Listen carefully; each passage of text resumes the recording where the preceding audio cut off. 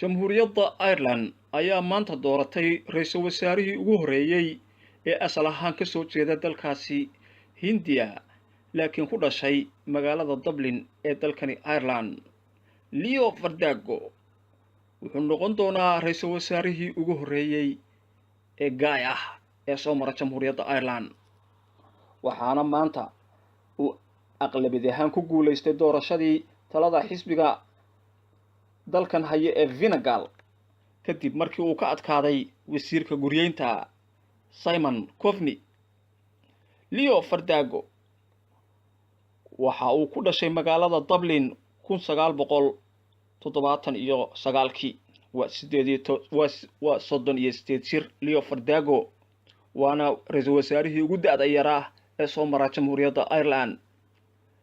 Leo Varadkar waxaa la filayaa in uu qabto ama uu xilka kala wareego Andy Kenny, ra'iisul wasaarihii hore oo iscasilay dhowr wiil ka hor.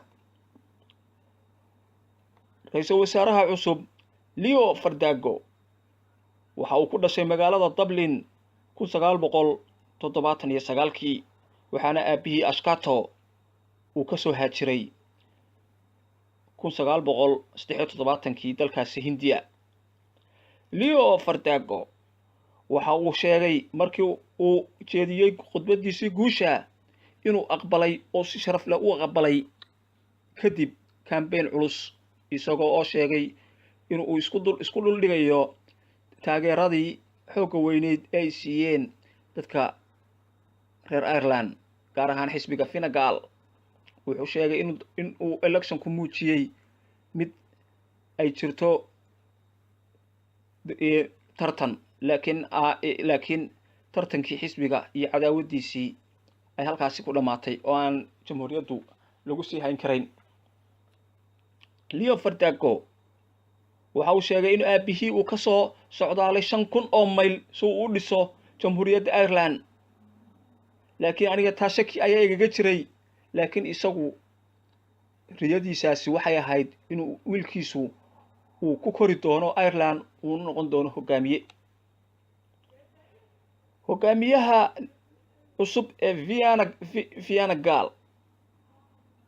Leo Varadkar waxa uu sheegay inuu halkaa ka sii wadi doono dadaalka uu doonayo inuu ku horumariyo jamhuuriyadda, fursado badanna uu sameeyo. taariikhdani waa mid cajiib ah oo aynu wax weyn ka baran karno haddaynu nahay dadka Soomaaliyeed.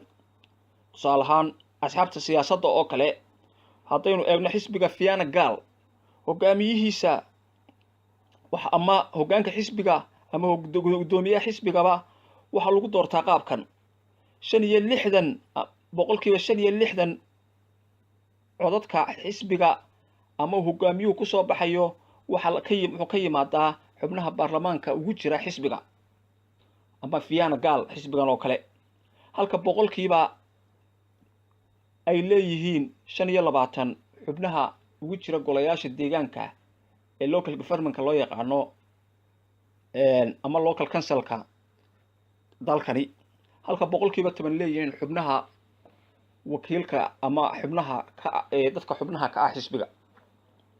sidaas ayaa lagu soo doortaa. waxaanu helay ninka la yiraahdo Leo Varadkar boqolkiiba 65.